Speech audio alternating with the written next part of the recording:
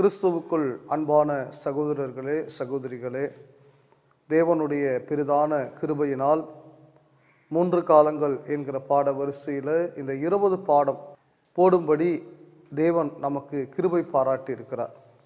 விசேஷமாய் இதை பிரசங்கங்களை எல்லாம் தொடர்ந்து கேட்ட எங்களை உற்சாகப்படுத்தி கொண்டிருக்கிற, எங்களுக்காக ஜெபித்து கொண்டிருக்கிற ஒவ்வொரு அன்பானவர்களுக்கும் நாங்கள் இயேசு கிறிஸ்துவின் இனிய நாமத்தினாலே வாழ்த்துதலை சொல்லுகிறோம்.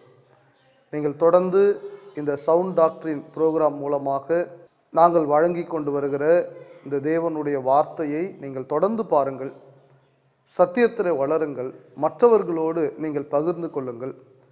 தேவனுடைய சித்தம் ஒவ்வொருவரும் சத்தியத்தை அறிகிற அறிவில் வளர வேண்டும். அதற்கான ஒரு முயற்சியை தான் நாம் எடுத்துக்கொண்டு வருகிறோம். இப்போ நாம் படிக்க போகிற ஒரு பாடம் என்னன்னா, இந்த 3 காலங்கள் பாடத்தை சுருக்கமாக சம்பவங்களின் அடிப்படையில், சரித்திரத்தின் அடிப்படையில் உங்களுக்கு நான் சொல்லிக் கொடுக்க போகிறேன். இப்போ நாம் தனித்தனியாக இந்த 20 பாடங்கள், இந்த 3 காலங்கள் படித்தோம். இந்த 3 காலங்கள் எப்படி இருக்கிறது, எங்கிருந்து எங்கு ஆரம்பிக்கிறது என்பதை நாம் கற்றுக்கொள்ள போகிறோம். இப்போ இன்னொன்றே நாம் கற்றுக்கொள்ள போகிறோம். நிறைய பேருக்கு பைபிளில் பழைய ஏற்பாட்டில் உள்ள சம்பவம் என்ன, புதிய ஏற்பாட்டில் உள்ள சம்பவம் என்ன, எந்த ஏற்பாடு எப்பொழுது எழுதப்பட்டது அப்படின்லாம் நிறைய பேர் கேள்வி இருக்கும். அதற்கும் ஒரு பதிலாக இப்போ நாம் படிக்க போகிற இந்த காரியமானது நமக்கு புரிந்து கொள்ளக்கூடிய ஒரு காரியமாக அங்கே இருக்கும். நாம் பாடத்துக்கு போகலாம். விசேஷமாக முதலாவது பிதாக்களின் காலம். இந்த பிதாக்களின் காலம் அப்படின்னு சொல்லும் பொழுது எங்கிருந்து எங்கு இது ஆரம்பிக்கப்பட்டது அப்படின்றத சுருக்கமாக நாம் படிக்க போகிறோம். விசேஷமாக கிமு ஏறக்குறைய 4000 தேவன் இந்த உலகத்தை சிருஷ்டித்தார்.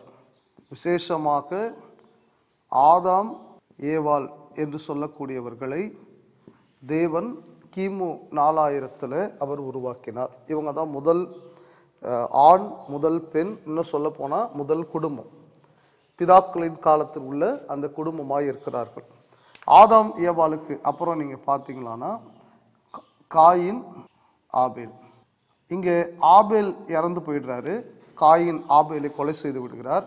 ஆபேலுக்கு பதிலாக தேவன் கொடுக்கக்கூடிய ஒரு குழந்தை பார்த்தீங்களான்னா சேத்து. அப்புறம் இந்த சேத்தனுடைய வம்சத்தில் மிக முக்கியமாக வரக்கூடிய ஒருவர் அப்படின்னு நீங்கள் பார்த்தீங்களான்னா நோவா. நோவாவுக்கு 3 பிள்ளைகள் இருந்தாங்க, சேம், காம், யாப்பேத். இது நோவாவினுடைய குடும்பமாக இருக்கிறது. இந்த நோவாவினுடைய குடும்பம், அதாவது நோவா அவருடைய மனைவி, சேம் அவருடைய மனைவி, காம் அவருடைய மனைவி, யாப்பேத் அவருடைய மனைவி, இந்த 8 பேர் பேழைக்குள்ளே பிரவேசித்து ஜலத்தினாலே அங்கே காக்கப்பட்டார்கள். இன்னும் உலகமானது முதல் தண்ணீரினாலே அழிந்தது என்கிற காரியத்தை நாம் இங்கே பார்த்தோம். நோவாவுக்கு அப்புறமா விசேஷமாக இந்த காம் சந்ததியினர், யாப்பேத் சந்ததியினர் அங்கே தேவ பக்தி இல்லாத சந்ததியர்களாய் போகும் பொழுது இந்த சேம் வம்சத்தை தேவன் தெரிந்து கொள்கிறார். இந்த சேம் வம்சத்தில் ஆபிரகாம் பிறக்கிறார். ஆபிரகாமுக்கு ஆகார் என்கிற ஒரு எகிப்திய அடிமை பெண்ணின் மூலம் இஸ்மவேல் அங்கே பிறக்கிறார். இஸ்மவேல் என்று சொல்லக்கூடியவர், அவர்கள் மூலமாக வந்தவர்கள் தான் இஸ்லாமியர்களாக இருக்கிறார்கள். அவங்க அவரை இஸ்மாயில் அப்படின்னு சொல்லுவாங்க, ஆகார ஹாஜ்ரா அப்படின்னு அங்கே சொல்லுவாங்க. அதே போல் ஆபிரகாமுக்கு பார்த்தீங்களான்னா கேத்துரால் அப்படின்ற ஒரு மனைவி இருந்தாங்க. அந்த கேத்துரால் மூலமாகவும் அநேக பிள்ளைகள் அங்கே பிறந்தாங்க. ஆனால் ஆபிரகாமுடைய அங்கே முதல் மனைவியாக இருந்த சாரால் 2 பேருக்கும் தேவன் வாக்குத்தத்தம் பண்ணார், உங்களுக்கு ஒரு பிள்ளை பிறக்கும்னு. இவர்களுக்கு வாக்குத்தத்தம் பண்ணினபடி பிறந்த பிள்ளை யாராக இருக்கிறார் என்றால் அங்கே ஈசாக்காக இருக்கிறார். ஈசாக்கு தான் தேவன் ஆபிரகாமுக்கு கொடுத்த வாக்குத்தத்தத்தின் மகனாக, சுதந்திரத்தின் மகனாக இருக்கிறார். பிறகு ஈசாக்குக்கு என்ன செய்கிறாங்கன்னா 2 பிள்ளைகள் பிறக்கிறாங்க, யாக்கோபு, அப்புறம் பார்த்தீங்களான்னா ஏசா. இதில் ஏசா தான் அண்ணன், யாக்கோப் தம்பி. இவங்க யாருடைய பிள்ளைகள்னா ஈசாக்கு, இவருடைய மனைவி பேர் பார்த்தீங்களான்னா ரெபேக்காள். இவருடைய மனைவி பேர் ரெபேக்காள். ஈசாக்கு ரெபேக்காலுக்கு பிறக்கக்கூடிய 2 பிள்ளைகள் தான் இந்த யாக்கோபும் ஏசாவுமாய் இருக்கிறார்கள்.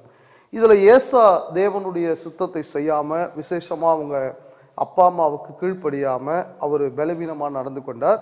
யாக்கோபு கூட தன்னுடைய சகோதரன் ஏசாவை ஏமாத்தினாலும் யாக்கோபு அந்த ஆசீர்வாதத்தை, சுதந்திரத்தை பெற்றுக்கொண்டபடியினாலே, தேவனால் தெரிந்து கொள்ளப்பட்ட ஒரு மனுஷனாக யாக்கோபு இருப்பதினாலே அவர் அங்கே தேவபக்தி உள்ள சந்ததியாக அங்கே வருகிறார். யாக்கோபுக்கு பிறகு நீங்கள் பார்த்தீங்களான்னா, யாக்கோபுக்கு அங்கே 12 பிள்ளைகள் இருந்தாங்க. இந்த 12 பிள்ளைகள் அப்படின்னு நீங்கள் பார்த்தீங்களான்னா, ரூபன், சிமியோன், லேவி, யூதா, தான், காத், ஆசேர், நப்தலி, இசக்கார், செபுலோன், யோசேப்பு, பென்யமின் போன்ற 12 பிள்ளைகள் இந்த யாக்கோபுக்கு அங்கே இருந்தார்கள். அப்போது யாக்கோபினுடைய பிள்ளைகள், விசேஷமாக இந்த யாக்கோபுக்கு பார்த்தீங்களான்னா தேவன் இஸ்ரவேல் என்ற பெயரை இட்டார்.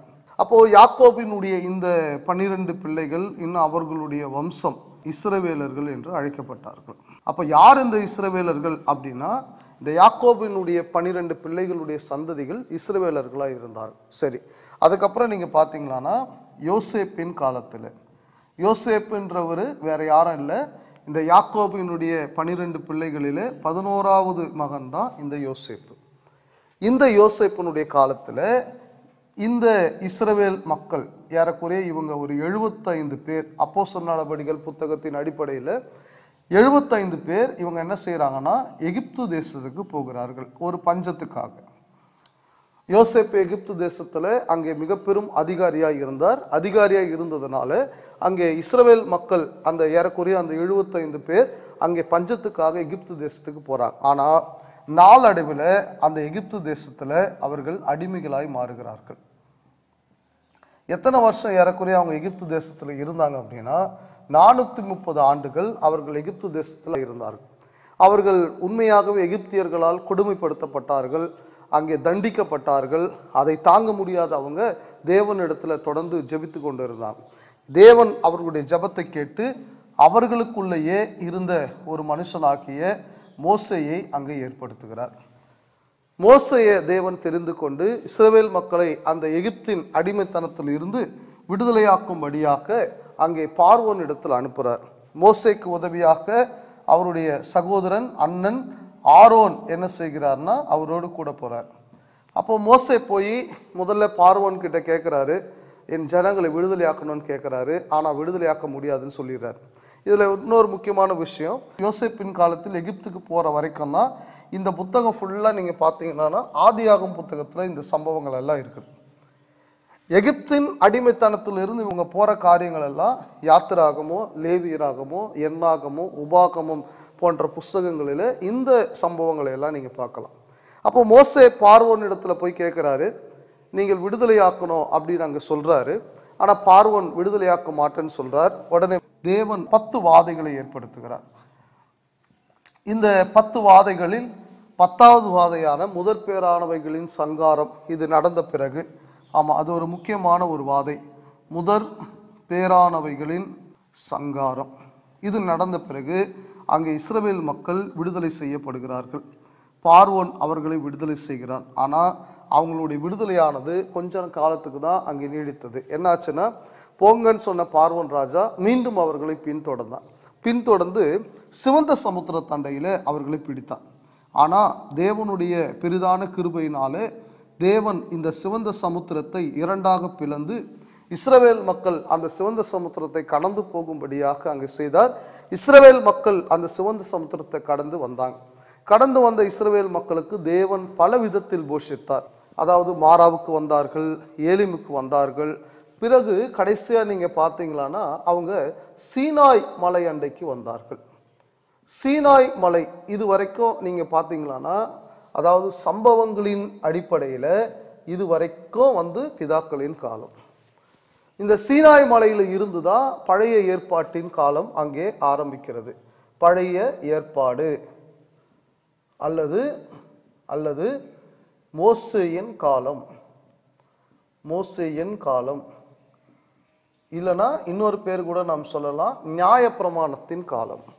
இந்த நியாயப்பிரமாணத்தின் காலம் என்பது இந்த சீனாய் மலையிலிருந்து ஆரம்பிக்குது. வருஷம் பார்த்தீங்கன்னா கிமு 1446. அதாவது ஆதாம் ஏவாள் உருவாக்கப்பட்ட வருஷம் அப்படின்னு பார்த்தீங்களான்னா கிமு 4000. அது அப்படியே குறைந்து கொண்டே வரும், மைனஸ்லேயே வரும். மைனஸ்லேயே வந்து கிமு 1446 தான் நியாயப்பிரமாண சட்டமானது இஸ்ரவேல் மக்களுக்கு அங்கே கொடுக்கப்பட்டது என்பதை நாம் பார்க்கிறோம். இஸ்ரவேல் மக்களுக்கு கொடுக்கப்பட்டு சீனாய் மலையில் அந்த சட்டத்தை அவர்கள் பெற்றுக்கொண்டு ஏறக்குறைய 40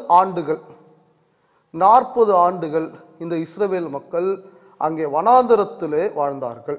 அவர்கள் விசுவாசம் உள்ளவர்களாய் இருக்கிறார்களோ இல்லையோ என்று தேவன் அவர்களை சோதிக்கும்படியாக இந்த 40 ஆண்டு காலம் அவர்கள் வனாந்தரத்தில் இருந்தாங்க. அதன் பிறகு அங்கே அந்த வனாந்தர காலங்கள் முடிந்தது. ஏறக்குறைய அந்த வனாந்தரத்திலேயே மோசே, அப்புறம் ஆரோன், இன்னும் அநேக மக்கள் அங்கே மரித்தார்கள். பிறகு இவர்களை யோசுவா என்ன செய்கிறார் என்றால் அவர்களை வழி நடத்துகிறார். மோசே ஆரோனுக்கு பிறகு யோசுவாங்களை வழி நடத்துகிறார். சரி, நம்ம இங்கேருந்து மீண்டும் நம்ம இந்த பகுதியிலிருந்து இந்த பாடத்தை நம்ம துவங்குவோம். அதிலிருந்து இதனுடைய பாடத்தினுடைய தொடர்ச்சி நீங்கள் ஞாபகம் வச்சுக்கோங்க. அப்போ யோசுவாவில் இருந்து நாம் என்ன செய்கிறோம்னா இங்கே ஆரம்பிக்கிறோம். மீண்டுமாக யோசுவா, மோசே மரித்து விட்டார். மோசேக்கு பிறகு யோசுவா இவர்களை வழி நடத்துகிறார். யோசுவா 1ஆம் அதிகாரம் நீங்கள் எடுத்து வாசித்து பார்ப்பீர்கள் என்றால், யோசுவா புத்தகம் 1ஆம் அதிகாரத்தில் வாசித்து பார்த்தீர்கள் என்றால் தேவன் அவரை பலப்படுத்துகிறார். நான் உன்னை விட்டு விலகுவதும் இல்லை, உன்னை கைவிடுவதும் இல்லை, நீ தைரியமாயிரு, பலன் கொண்டு திடமானதாயிரு, வசனத்தின்படி மாத்திரம் நீ நட அப்படின்னு சொல்லி அவரை திடப்படுத்துகிறார் யோசுவா அவர் என்ன செய்கிறார் அப்படின்னா அந்த கானான் தேசத்துக்கு இஸ்ரவேல் மக்களை அங்கே அழைத்து செல்கிறார். கானானுக்கு அழைத்து செல்கிறார். விசேஷமாக இந்த கானான் தேசத்தில் அவர்கள் சந்தித்த முதல் ஊர் பார்த்தீங்கன்னா எரிகோ பட்டணம். அதுக்கு முன்னாடி யோர்தான் நதியின் தண்ணீரை அவர்கள் வெட்டாந்தரையாக கடந்தார்கள். யோர்தானை கடந்து எரிகோவுக்கு வராங்க. எரிகோவினுடைய மதில்களை அங்கே என்ன செய்கிறாங்கன்னா சுற்றி வந்து தகர்க்கிறார்கள். எரிகோவின் மதில்களை தகர்த்த பிறகு அவங்க எரிகோவுக்குள்ள கானானுக்குள்ள நுழைந்து கானானில் உள்ள ஒவ்வொரு ராஜாக்களையும் அங்கே சாகடிக்கிறார். அப்போ முழுமையாக கானானை வெற்றி கொள்ளுகிறார். யாருன்னா யோசுவா தலைமையில் இஸ்ரவேல் மக்கள் இந்த கானான் தேசத்தை அவர்கள் வெற்றி கொண்டார்கள். அப்போ கானான் தேசத்தை பிடித்த பிறகு நீங்கள் பார்த்தீங்களான்னா கானான் தேசத்தினுடைய அந்த வரைபடம் சும்மா ஒரு உதாரணத்துக்கு நான் உங்களுக்கு இங்கே போடுறேன் பாருங்கள். இதுதான் கானான் தேசத்தினுடைய வரைபடமாய் இங்கே இருக்குமானா ஏறக்குறைய இங்கிருந்து இங்கே வரைக்கும் அவர்கள் எல்லா பகுதியும் பிடித்துட்டாங்க. சில பேர் இந்த பகுதியில் இருந்தாங்க. கானான் தேசத்தை வெற்றி கொண்ட பிறகு 12 கோத்திரத்தாருக்கு இதில் ஒரு சின்ன ஒரு திருத்தம் என்னன்னா 12 கோத்திரத்தினுடைய பிள்ளைகள் நீங்கள் படித்து இருப்பீர்கள் என்றால் அதில் ஒரு ரெண்டு சின்ன மாற்றங்கள் ஏற்பட்டது. யாக்கோபினுடைய 12 பிள்ளைகளில் லேவிக்கு தேவன் சுதந்திரம் கொடுக்கல. அதனால இந்த இடத்தை பிரித்து கொடுப்பதில், இந்த கானான் தேசத்தை பிரித்து கொடுப்பதில் லேவிக்கு வந்து இடம் கிடையாது. இப்போ பேலன்ஸ் 11 ஆயிடும். யோசேப்பு இருந்தார் இல்லைங்களா, யோசேப்புக்கு பதிலாக யோசேப்பினுடைய 2 பிள்ளைகளான எப்ராயிம் மனாசேக்கு அந்த உரிமை போயிடுச்சு. யோசேப்புக்கு பதிலாக, அதனால் யோசேப்பு பேர் வரலனாலும் யோசேப்புக்கு பதிலாக அவருடைய 2 பிள்ளைகள் ஆக மொத்தம் 12 பேர் அங்கே வந்துடும். இந்த 12 கோத்திரத்தார், இவங்க தான் 12 கோத்திரத்தார். இந்த 12 கோத்திரத்தாருக்கு யோசுவா என்ன செய்கிறார்னா இந்த இடத்த சீட்டு போட்டு பங்கிட்டு கொடுத்துட்றாரு. அதுக்கப்புறம் அவங்க கானான் தேசத்தில் அவங்க சந்தோஷமாக வாழறாங்க. இதன் பிறகு ஆரம்பிக்கப்படக்கூடிய காலம்தான் நியாயாதிபதிகளின் காலம். இது வந்து நீங்கள் புத்தகங்களான நியாயாதிபதிகள், இன்னும் ரூத்து போன்ற புத்தகங்கள்லாம் நீங்கள் பார்ப்பீர்களானா அதெல்லாம் நியாயாதிபதிகளுடைய காலங்களாக இருக்கிறது. விசேஷமாக ஏறக்குறைய 15 நியாயாதிபதிகள் வேதத்தில் அங்கே வந்தார்கள். நியாயாதிபதினா ஆங்கிலத்தில் ஜட்ஜஸ். இவங்க ஏதோ தீர்ப்பு சொல்லக்கூடிய ஒரு நியாயாதிபதிகளை அவங்க இருப்பதில்லை. நியாயாதிபதிகள் பொறுத்த வரைக்கும் அவங்களுடைய வேலை என்ன அப்படின்னா இதை நாம் ஒரு சுழற்சி முறையில் நாம் பார்க்கலாம். நியாயாதிபதிகள் புஸ்தகத்தை பொறுத்த வரைக்கும் என்னன்னா முதல்ல அந்த இஸ்ரவேல் மக்கள் என்ன செய்வாங்கன்னா பாவம் செய்வாங்க. அதிகபட்சமாக அவங்க செய்யக்கூடிய பாவம் என்னன்னா விக்கிரக ஆராதனை, சிலை வழிபாடு செய்வார்கள். உண்மையான தேவனை அவர்கள் மறந்து அங்கே விக்கிரகத்தை பின்பற்றி அங்கே விக்கிரகத்தை சேவிப்பார்கள். இப்படி அவங்க பாவம் செய்த உடனே தேவன் என்ன செய்வார் அப்படின்னா அவங்கள அந்நிய ராஜாவின் இடத்துல அங்கே ஒப்பு கொடுத்துருவார். வேற யாராவது ராஜா வந்து அவங்கள என்ன செஞ்சிருவாங்கன்னா அடிமைப்படுத்திடுவாங்க. அடிமைப்படுத்தின பிறகு நீங்கள் பார்த்தீங்களான்னா அவங்க அதில் துன்பம் அனுபவிப்பாங்க, கஷ்டங்கள் அனுபவிப்பாங்க. அந்த ராஜா வந்து அவங்கள டார்ச்சர் பண்ணுவார். துன்பம் அனுபவித்த உடனே நீங்கள் பார்த்தீங்களான்னா இந்த மக்கள் தேவனிடத்தில் ஜெபம் செய்வாங்க. தேவனே எங்களை எப்படியாவது வந்து காப்பாற்றுங்க அப்படின்னு சொல்லி ஜெபம் பண்ணுவாங்க. அந்த ஜெபம் பண்ண பிறகு தேவன் என்ன செய்வார்னா அவங்களை காப்பாற்றும்படியாக அங்கே நியாயாதிபதியை ஏற்படுத்துவார். ஆமாம், யாராவது ஒரு நியாயாதிபதியை அங்கே ஏற்படுத்துவார். அந்த நியாயாதிபதி வந்து அவர்களை காப்பாற்றி விடுவார். அங்கே என்ன செய்வாங்கன்னா அவங்க வெற்றி அடைவாங்க. வெற்றி அடைஞ்ச உடனே கொஞ்ச நாளைக்கு அவங்க அமைதியாக இருப்பாங்க. எந்த ஒரு பிரச்சனைக்கும் போகாமல் அங்கே அமைதியாக இருப்பாங்க. மீண்டும் அவர்கள் பாவம் செய்வாங்க. இதே தான் அவங்க சுழற்சியாக செய்தாங்க. பாவம் செய்வாங்க, ராஜா கிட்ட ஒப்பு கொடுத்துருவாரு, துன்பம் படுவாங்க, கஷ்டப்படுவாங்க, அப்புறம் அதுலேருந்து ஜெபம் பண்ணுவாங்க, அந்த நியாயாதிபதி ஏற்படுத்துவார், வெற்றி பெறுவாங்க, கொஞ்ச நாள் அமைதியாக இருப்பாங்க, மறுபடியும் பாவம் செய்வாங்க. என்ன ஒரே ஒரு மாற்றம் வரனா, ராஜாக்கள் வெவ்வேறு ராஜாக்கள் வருவாங்க, நியாயாதிபதி வெவ்வேறு நியாயாதிபதி வருவாங்க. ஏறக்குறைய அவங்க இதே தான் செய்தாங்க நியாயாதிபதிகள் காலத்தில். முதல் நியாயாதிபதி வந்து ஒத்தினியல் என்று சொல்லக்கூடியது. அதுக்கப்புறம் ஏறக்குறைய நிறைய நியாயாதிபதிகள் வந்தாங்க. சம்கார், ஏகூத், எப்தா என்று சொல்லக்கூடிய ஒரு நியாயாதிபதி, ஒரு பெண் நியாயாதிபதியும் அதில் இருந்தாங்க. தெபோரால் என்று சொல்லக்கூடிய ஒரு பெண் நியாயாதிபதி. ரொம்ப முக்கியமான நியாயாதிபதிகள் அப்படின்னு நீங்கள் பார்த்தீங்களான்னா கிதியோன். ஆமாம், 300 பேரை கொண்டு அங்கே சண்டையிட்டவர். இன்னும் விசேஷத்த நியாயாதிபதின்னு பார்த்தீங்கன்னா சிம்சோன். ஆனால் என்ன, தேவன் அவனுக்கு கொடுத்த அந்த பலத்தை அவர் சரியாக பயன்படுத்தவில்லை.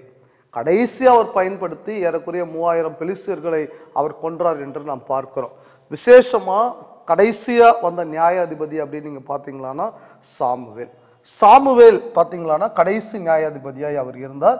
அந்த சாமுவேலுக்கு அப்புறமா, ஏன்னா சாமுவேல் தான் அங்கே கடைசி நியாயாதிபதியாக இருந்தார். இந்த சாமுவேலுக்கு அப்புறமா நீங்கள் பார்த்தீங்களான்னா இஸ்ரவேல் மக்கள் எங்களுக்கு ராஜா வேணும்னு கேட்டாங்க. ஆமாம், நியாயாதிபதிகள் காலம் வரைக்கும் இஸ்ரவேல் மக்களுக்கு, அதாவது கானான் தேசத்தில் வாழ்ந்த அந்த இஸ்ரவேல் மக்களுக்கு ராஜாக்கள் கிடையாது. நியாயாதிபதி வந்து பிரச்சனைனா சண்டை போடுவார் மற்ற ராஜாக்களோடு, மக்களுக்கு ஏதாவது பிரச்சனைனா தீர்த்து விடுவார், அவ்வளோதான். ராஜான்னு அவங்க ஊரில் கிடையாது. ஆனால் பக்கத்து ஊரில் இருக்கிற எல்லாருக்கும் ராஜாக்கள் இருந்தாங்க. இவங்க அதை பார்க்குறாங்க. அந்த ராஜாவுக்கு ஒரு பிறந்த நாள் வந்தால் சந்தோஷமாக இருக்கிறது, ஒரு திருமணம் வந்தால் சந்தோஷமாக இருக்கிறத பார்க்குறாங்க. அப்போ இவங்களுக்குள்ள ஒரு ஆசை இருந்தால் எங்களுக்கு ராஜா வேணும். சாமுவேல் கிட்ட போய் முறையிடுகிறார்கள், எங்களுக்கு ராஜா வேணும். சாமுவேல் தேவனிடத்தில் ஜெபிக்கிறார். தேவன் சொல்றார், அவங்க கேட்குறத நீ கொடு, ஆனால் என்னென்ன பிரச்சனை வரும்னு சொல்லுன்றார். சொன்னார், ராஜா வந்தால் இந்த பிரச்சனைலாம் வரும், அவங்க எதையும் கேட்குற மனநிலையில இல்லை, எங்களுக்கு ராஜா வேணும்னு சொன்னாங்க. அப்போ தேவன் அங்கே ராஜாக்களை ஏற்படுத்துகிறார். ஸோ ராஜாக்கள் அங்கே வருகிறார்கள், ராஜாக்களின் காலம். அப்போ ராஜாக்கள் அப்படின்னு நீங்கள் பார்க்கும்போது விசேஷமாக முதல் ராஜாவாக சவுல் அங்கே ஆட்சி செய்தார். ஆரம்பத்தில் விசுவாசமாக இருந்த அவர் போக போக தேவனுடைய சட்டங்களை அவர் மீறினார். ரெண்டாவது பார்த்தீங்களான்னா தாவீது ராஜா. மூணாவது பார்த்தீங்களான்னா சாலமோன் ராஜா. விசேஷமாய் சவுலுடைய ஆரம்ப காலகட்டத்தில் சவுலுடைய ஒரு வேலைக்காரனாய் தாவீது இருந்தார். ஆனால் சவுல் உடைய ஒரு மகளை அவர் திருமணம் செய்திருந்தார். ஆனால் தாவீதினுடைய ஒரு மகனாக சாலமோன் அங்கே இருந்தார். இந்த 3 பேரும் இஸ்ரவேல் தேசத்தை, ஒன்றிணைந்த இஸ்ரவேல் தேசத்தை, அதாவது இந்த இஸ்ரவேல் தேசம் இங்கிருந்து இங்கன்னு சொன்னோன்னா இந்த ஒட்டுமொத்த இஸ்ரவேல் தேசத்தை இவர்கள் 3வரும் ஆட்சி செய்தார்கள் தனித்தனியாக. இதில் என்ன ஒரு விசேஷம் என்னன்னா, இவர் ஒரு 40 வருஷம் ஆட்சி செஞ்சார், தாவீது ஒரு 40 வருஷம் ஆட்சி செஞ்சார், சாலமோன் ஒரு 40 வருஷம் ஆட்சி செஞ்சார். இவங்களுடைய ஒட்டுமொத்த வருஷம் ஆட்சி செஞ்ச வருஷம் அப்படின்னு நீங்கள் பார்த்தீங்கன்னா 120. ஏறக்குறைய தாவீதினுடைய ஆட்சி காலம் கிமு 1000 அவருடைய ஆட்சி காலமானது இருந்தது என்று நாம் பார்க்கிறோம். அந்த காலகட்டத்தில் தான் இவங்க 3 பேரும் அங்கே ஆட்சி செய்தாங்க. இப்போ இந்த ராஜாக்கள் காலத்துக்கு அப்புறமா நீங்க பார்த்தீங்கன்னா சாலமோனுடைய ஒரு மகன், இந்த சாலமோனுடைய மகன் அவர் பேர் வந்து ரெகோபயாம். இந்த ரெகோபயாம் அவருடைய மோசமான ஆட்சியினாலே ஒன்றாக இருந்த இந்த இஸ்ரவேல் தேசமானது, இப்போ பாருங்க, இந்த 12 கோத்திரம் இந்த இஸ்ரவேல் தேசமானது அங்கே ஆட்சி செய்து கொண்டிருந்தார்கள். இந்த ஒன்றாக இருந்த இஸ்ரவேல் தேசமானது இப்படி 2ஆ பிளந்து விட்டது. நீங்கள் புரிஞ்சுக்கிற மாதிரி சொல்லணும்னா, ஒரு காலகட்டத்தில் இந்தியா பாகிஸ்தான் ஒரே நாடாக இருந்தது. அப்போ 1947 பாகிஸ்தானும் இந்தியாவும் எப்படி 2ஆ பிரிந்து போனதோ அதே போல் ஒன்றாக இந்த இஸ்ரவேல் தேசமானது 2ஆக பிரிந்து போனது. விசேஷமாக 12 கோத்திரங்களாக மொத்தமாக இருந்த இவங்க 10 கோத்திரமாக அங்கே மேலையும் கீழே 2 கோத்திரமாக அவர்கள் பிரிந்து போனார்கள். அந்த கானான் தேசமானது பிரிந்து போனது. மேலே 10 கோத்திரம், கீழே 2 கோத்திரம், அப்படி அவங்க பிரிந்து போனாங்க. யாருனால்னா ரெகோபயாமனால பிரிஞ்சு போனாங்க. இப்போ மேலே உள்ள அந்த 10 கோத்திரம் அவங்க ஊருக்கு என்னன்னு பேர் வச்சுக்கிட்டாங்கன்னா இஸ்ரவேல் அப்படின்ற பேரே வச்சுக்கிட்டாங்க. ஆனால் கீழே இருந்த அந்த கோத்திரங்கள் பார்த்தீங்களான்னா யூதான்னு பேர் வச்சுக்கிட்டாங்க. இஸ்ரவேலுக்கு தலைநகராக சமாரியா இருந்தது, யூதாவுக்கு தலைநகராக எருசலேம் இருந்தது. இவர்களுடைய முதல் ராஜாவா சாலமோனுடைய வேலைக்காரன் ஒருத்தர் இருந்தார். அவர் பேர் யெரொபெயாம்.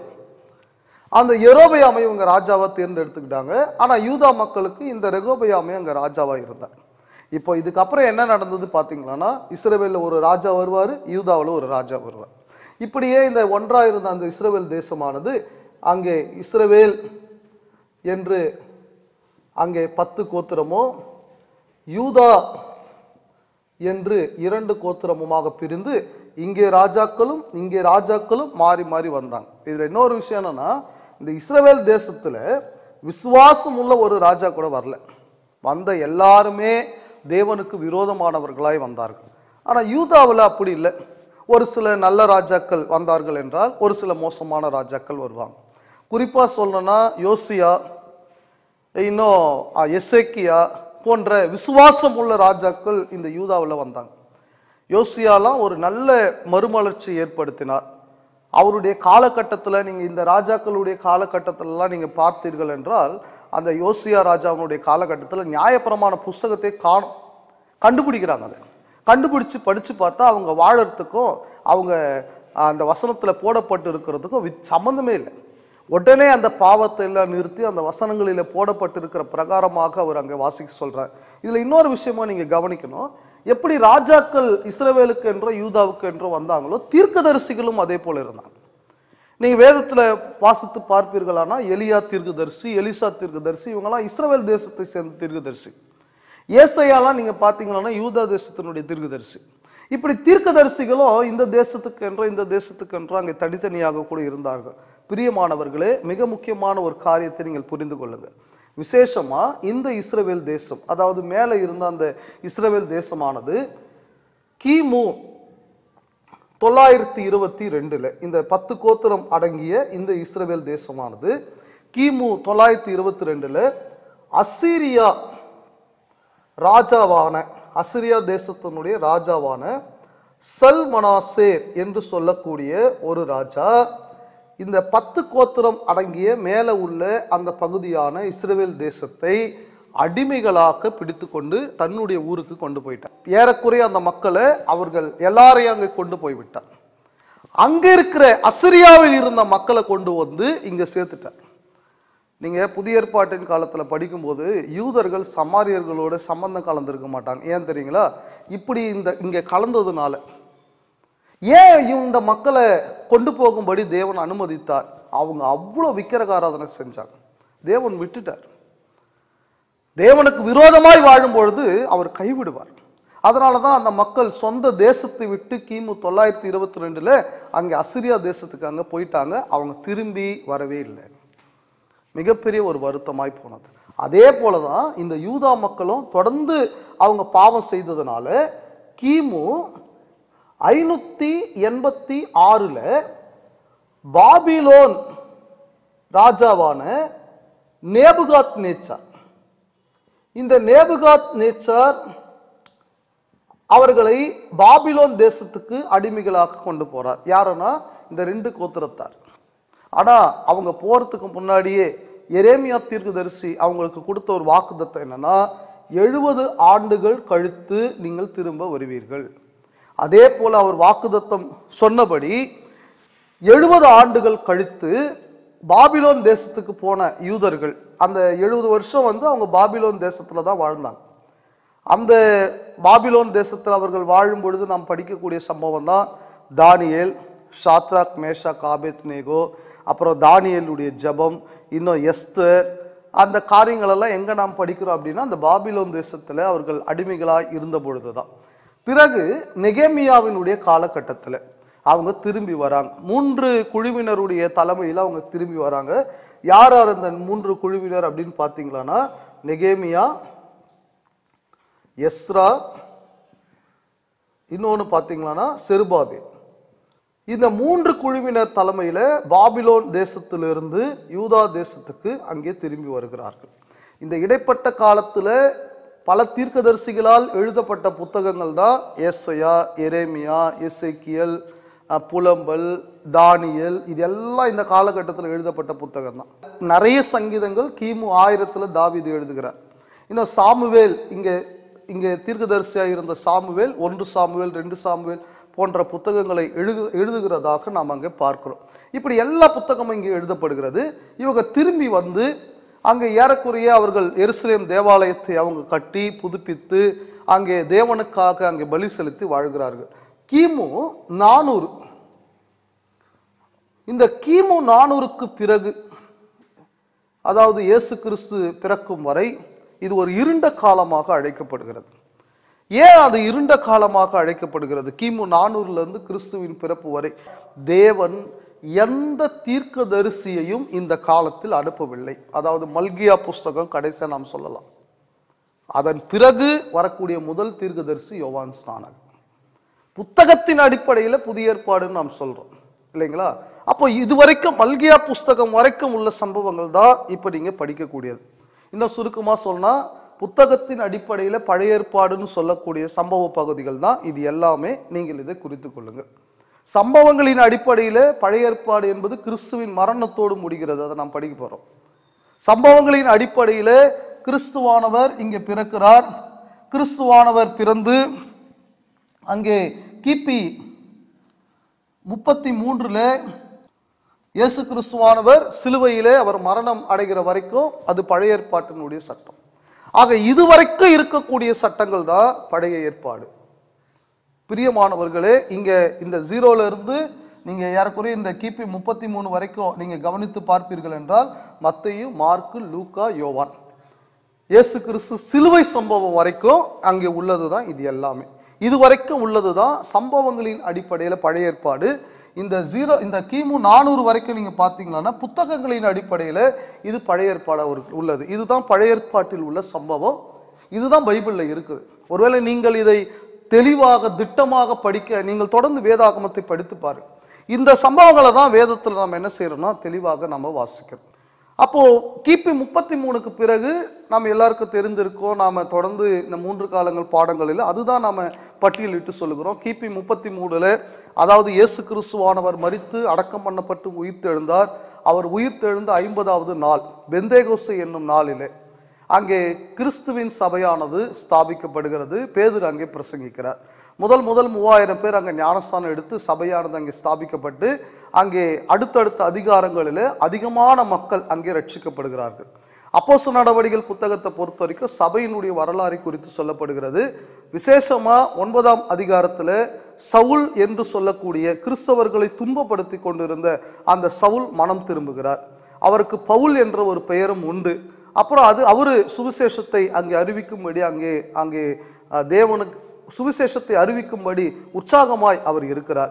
விசேஷமா அப்போஸ்தலர் 11ஆம் அதிகாரத்தில் இருந்து அங்கே 11ஆம் அதிகாரத்தில் இருந்து பவுலுடைய ஊழியங்களை நாம் பார்க்கிறோம். இன்னும் 13ஆம் அதிகாரத்தில் இருந்து அவர் முதலாம் சுவிசேஷ பிரயாணம் சென்றதை அங்கே அப்போஸ்தலர் நடவடிக்கைகளில் பார்க்கிறோம். முதலாம் சுவிசேஷ பிரயாணம், 2ஆம் சுவிசேஷ பிரயாணம், 3ஆம் சுவிசேஷ பிரயாணம், 4ஆவதாக அவர் அங்கே இத்தாலிக்கு சிறைக்கு அங்கே செல்கிறார். ரோமாபுரிக்கு அங்கே சிறைக்கு செல்கிறதை பார்க்கிறோம். அதோடு அப்போஸ்தலர் நடவடிக்கைகளை நாம் நிறைவு செய்கிறோம்.